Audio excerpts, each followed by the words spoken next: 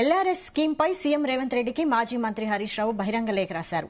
గతంలో చెప్పినట్లుగా LRS scheme ఉచితంగా అమలు చేయాలన్నారు.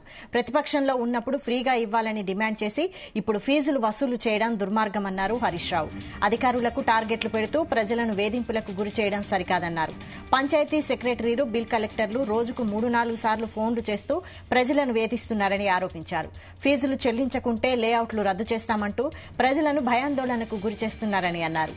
డిమాండ్ నోటీసులు ఇస్తూ టార్గెట్లు పెట్టి మరీ మొత్తం 15,000 కోట్ల వసూలు చేశారని ఆదేశాలు ఇవ్వడం అంటే ప్రజల రక్త మాంసాలను పీల్చడమే అన్నారు హరీష్ రావు. ప్రజలు ఎల్ఆర్ఎస్ ₹1 కట్టొద్దని పిలుపునిచ్చారు హరీష్ రావు.